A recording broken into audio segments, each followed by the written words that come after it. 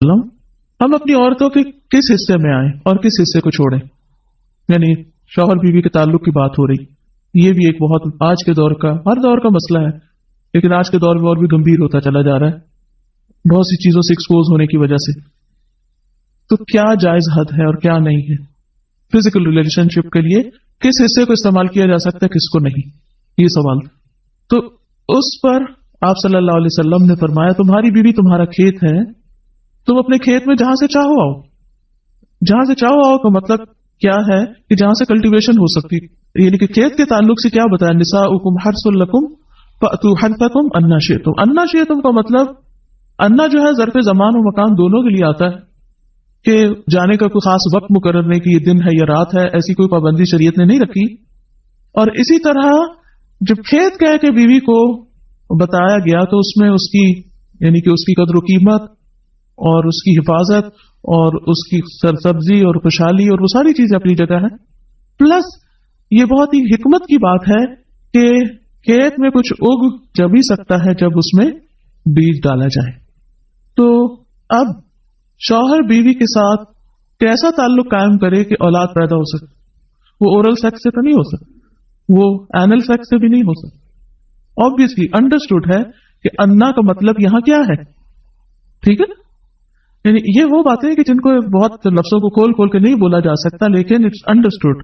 تو آپ نے کہا جہاں سے چاہو، یعنی کوئی رکاوٹ نہیں، ممانعت نہیں. اس کا یہ مطلب نہیں کہ ناجائز حدود فلان کے کہو کہ اس کی بھی ممانعت نہیں. البتہ جب تم کھاؤ تو اسے کھلاؤ.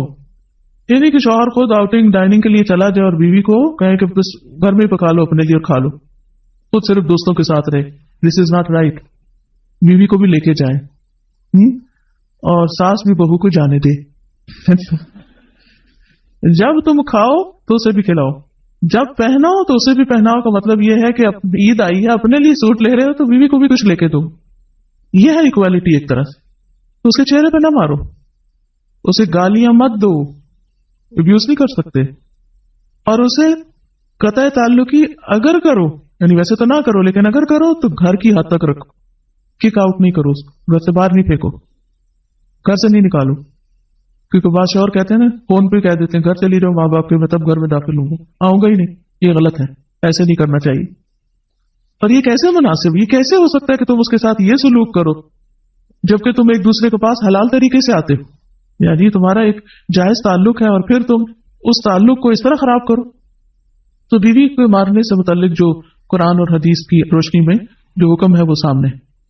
پھر اسی طرح غلام کو مارنے کی ممانعت، نوکر کو، غلام کو، اس کو بھی نہیں مارنا چاہیے.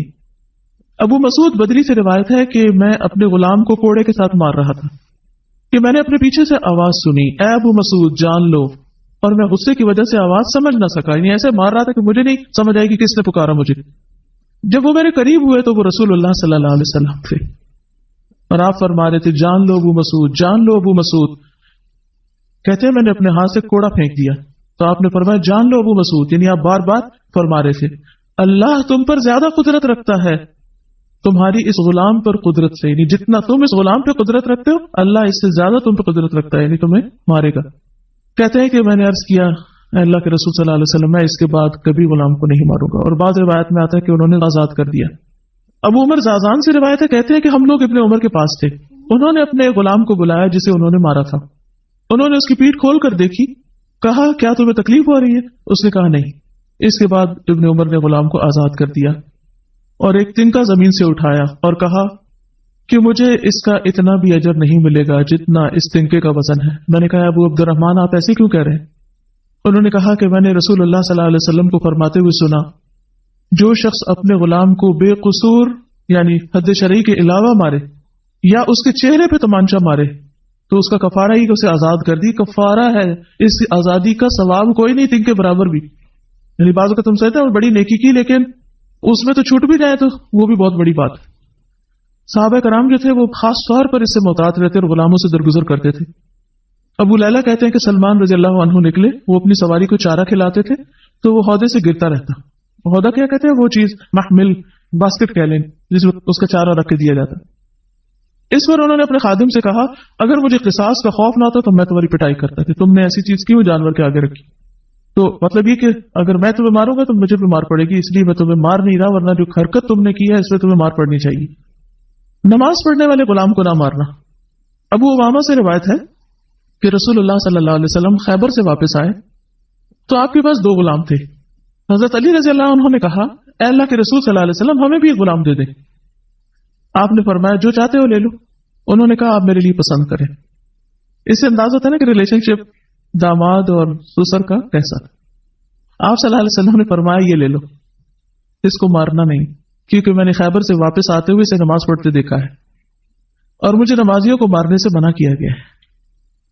آپ صلی اللہ علیہ وسلم نے دوسرا غلام ابو ذر کو دے دیا اور اس کے ساتھ خیر و بھلائی اور حسن سلوک کرنے کا حکم دیا۔